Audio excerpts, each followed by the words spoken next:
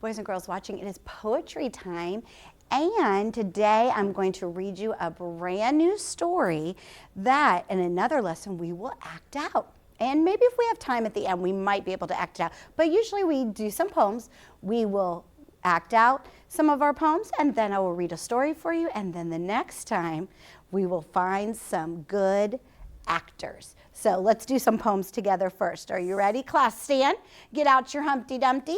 Humpty Dumpty sat on a wall. Humpty Dumpty had a great fall. Puppet fast. All the king's horses and all the king's men couldn't put Humpty together again. Now stay standing. Do you remember this poem, the one about two, what do we have? Eyes. All right, let's say this poem together. Are you ready? Two lips to smile the whole day through, two eyes to see nice things to do, two hands to put toys away. Are you going to say it with me? Two hands to put toys away, a tongue to speak kind words each day, two feet that errands quickly run, make happy times for everyone. Yes, make happy times for everyone. Let's try that one again. Are you ready? Point your lips. Two lips to smile the whole day through, two eyes to see nice things to do, two hands to put the toys away, a tongue to speak kind words each day, two feet to errands quickly run, make happy times for everyone. That's right. You may be seated. Oh, I love these poems. Now, in our last lesson, we learned about an animal that God made. Now I want you to think in your brain. It doesn't live at the pond. No, it definitely doesn't. It's not a frog or a tadpole. It's not a bird. It doesn't live in the jungle usually. It's not in the jungle. Nope. It's a what, Kyla? Oh, stop. I asked Kyla. So sit back. Hands in her lap, eyes to the front. And I want you to listen when I ask a question. Kyla, what is it? Grizzly. It is. It's a grizzly bear. Do we want to meet a grizzly bear, boys and girls watching? No, we do not want to meet a grizzly bear. So let me read it to you again, and then we'll say it together. Grizzly Bear by Mary Austin.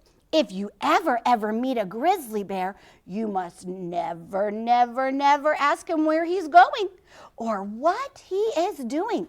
For if you ever dare to stop a grizzly bear, you will never meet another grizzly bear.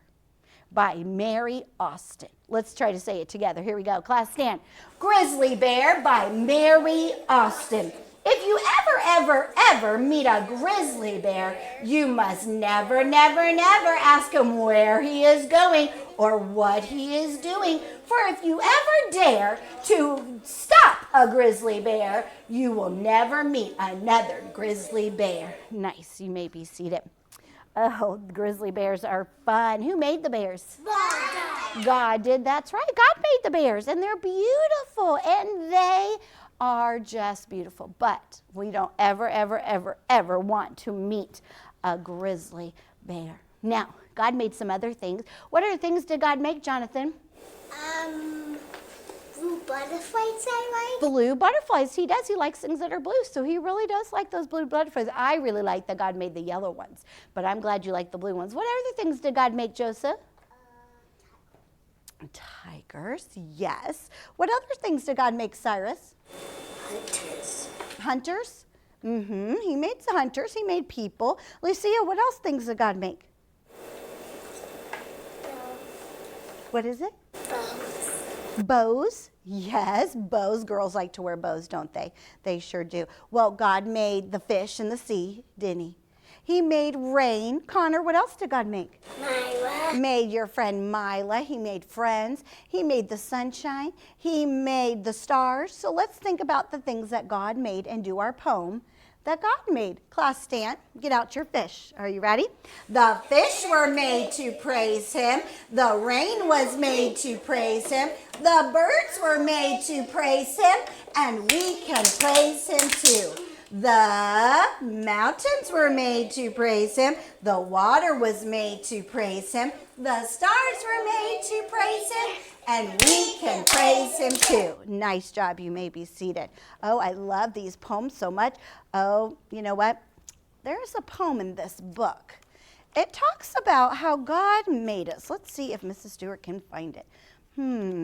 First, while I'm looking for it, let's do our old poem. Let's have all the girls come and pretend they're old Mother Hubbard while Mrs. Stewart looks for this poem about, go this way. Thank you. All right, let's see. Let's see if we can do the poem Old Mother Hubbard while Mrs. Stewart, oh, I found it, about things that God made on our bodies. Okay, here we go. Are you ready? Come on, girls. All right, here we go. Old Mother Hubbard went, are you going to help me say it? It's your turn, not mine. Here we go. Old Mother Hubbard went to the cupboard to fetch her dog a bone. But when she got there, the cupboard was bare, and so the poor dog had none. Oh my, go sit down. Let's see if the boys can do a better job than those girls. Boys, do you think you can do a better job? Yeah. I think so too. Let's see. I bet the boys don't even need Mrs. Stewart's help. I'll get you started. Are you ready? Old Mother Hubbard went to the cupboard to fetch her dog a bone. But when she got there, the cupboard was bare, and so the poor dog had none. Tell those boys hip hip hooray. Hip hip hooray! Boys, turn and face me. High five. Go back to your seat. High five. Go back to your seat. High five. High five. High five. High five. High five. High five. And high. You didn't get that one. High five. And boys watching, high five for you. Wow. Girls, did you see that hard work that the boys did? The boys know how to work hard in this classroom. All right, we are going to do hinges. God gave us hinges. Class, stand. Let's do it together. Are you ready? I'm all made of hinges and everything bends from the top of my head way down to the ends.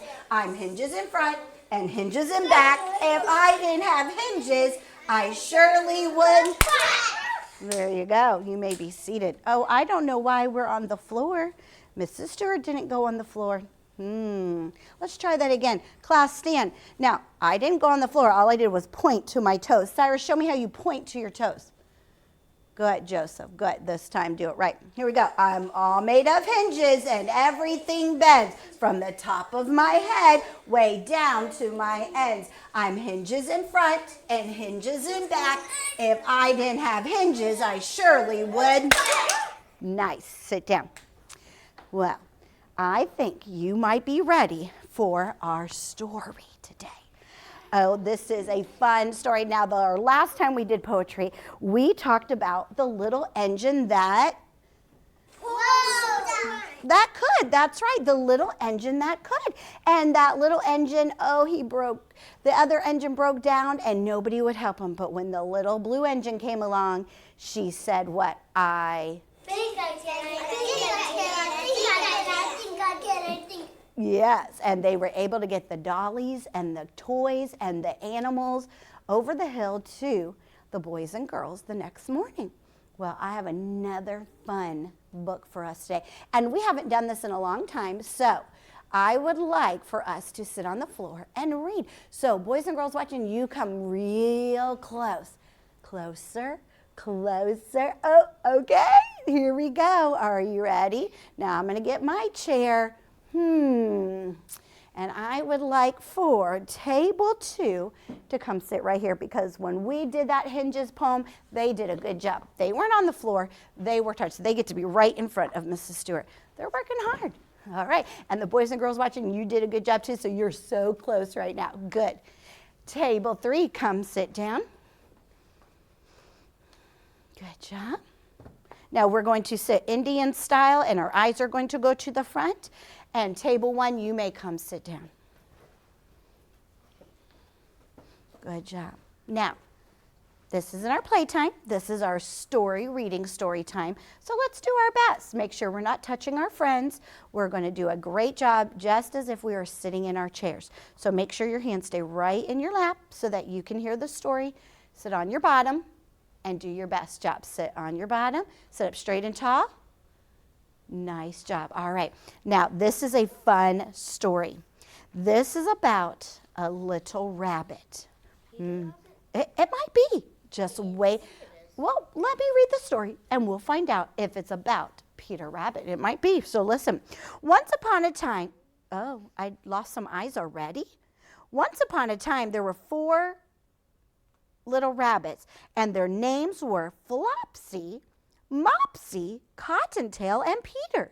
And they lived with their mother in a sandbank underneath the root of a very big fir tree. So what was their names? Flopsy, Mopsy, Cottontail, and Peter. So it is about Peter. All right, let's find out. Now, my dear, said old Mrs. Rabbit one morning, you may go into the fields or down the lane, but don't go into Mr. McGregor's garden. Your father had an accident there, and he was put into a pie by Mrs. McGregor. Now run along and don't get into mischief. You know what mischief is? Trouble. We don't want to get in mischief. I'm going out. Then old Mrs. Rabbit took a basket and her umbrella and went through the woods to the baker's. She brought a loaf of bread and 5 currant buns. That's kind of like cinnamon rolls a little bit. All right. Flopsy, Mopsy, and Cottontail, who was good little bunnies, went down the lane to gather blackberries. But Peter, who was very naughty, he ran straight away to Mr. McGregor's garden and squeezed under the gate. What did his mommy say not to do? Go to his house. Not to go to Mr. McGregor's house. Did he listen? No. No, he did not listen. The other bunnies, they obeyed, didn't they? Yeah, So the other brothers and sisters obeyed, but he didn't listen. First he ate some lettuce and some string beans, and then he ate some radishes, and then, feeling rather sick to his tummy, he went to look for some parsley. Hiccup, hiccup, hiccup. But round the end of a cucumber frame, whom should he meet but Mr. McGregor. Mr. McGregor was on his hands and knees planting out young cabbages, but he jumped up and ran after Peter, waving a rake and calling out, "Stop, thief!" Peter was most dreadfully frightened. He rushed all out over the garden, for he had forgotten the way back to the gate. He lost one of his shoes among the cabbages and the other shoe among the potatoes. Ma, help me, help me.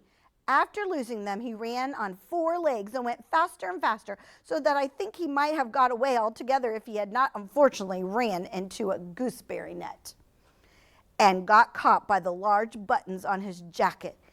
It was a blue jacket with brass buttons, and it was quite new. Peter gave himself up for lost and shed big tears. But his sobs were overheard by some friendly sparrows who flew to him in great excitement and implored him to escape.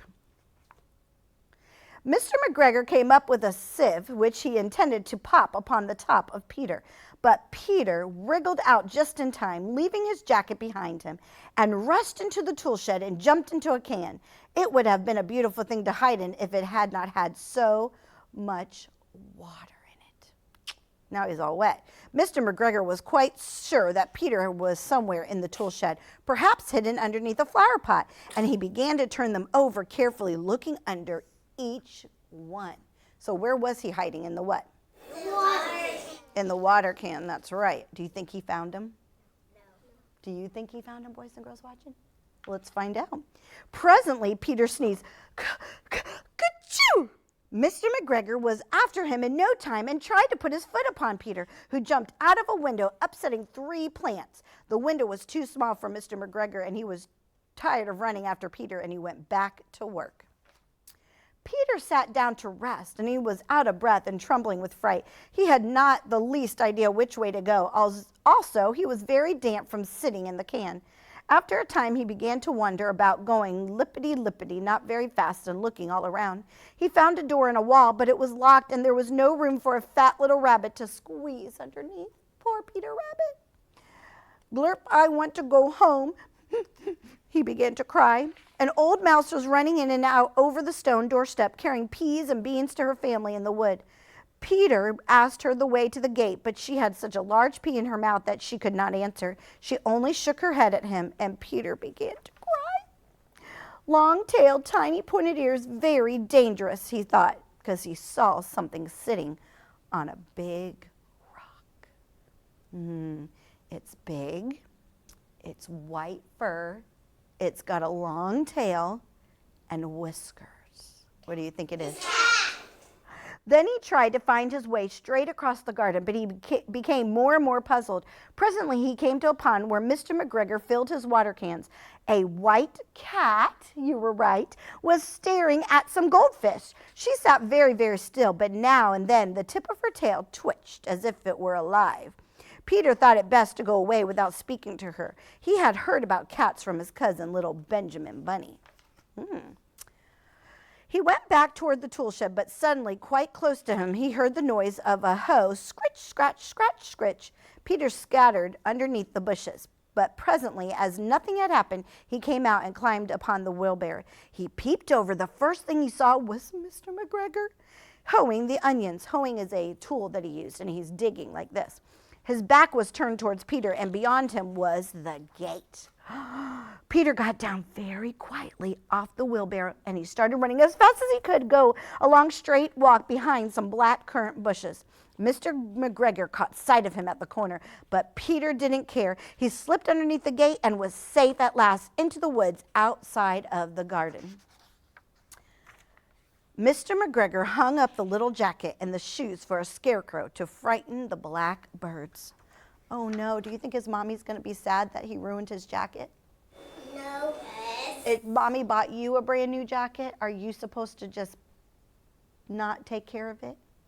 No, we should take care of the things that God gives us. Peter never stopped running or looked behind him till he got home to the big fir tree. He was so tired that he flopped down upon the nice soft sand on the floor of the rabbit hole, shut his eyes. His mother was busy cooking. She wondered what he had done with his clothes. It was the second little jacket and pair of shoes that Peter had lost in a fortnight. I am so sorry to say that Peter was not very well during the evening. His mother put him to bed and made some chamomile tea, and she gave him a dose of it to Peter, 1 tablespoon to be taken at bedtime. But Flopsy, Mopsy, and Cottontail had bread and milk and yummy blackberries for supper. How come they got such a yummy dessert? Because they obey. Because what? Obedience brings blessing. That's right. Oh, boys and girls, it is always best to obey and do what is right. Oh, Peter Rabbit sure got himself in a lot of trouble because he chose to do his own thing. Every time we choose to do our own thing, it's always trouble. Well, I'm glad that Mopsy and Lopsy and Cottontail chose to do right and was able to have a nice supper, and they went to bed with full tummies. All right, well, it sure was fun acting out poems today and reading the tale of Peter Rabbit. Maybe next time we will find a Peter Rabbit and some brothers and sisters and a Mr. McGregor. We'll find out. It was so fun to do that together, boys and girls watching. Now you can step away so you're not so close in front of the TV, and you have a great day.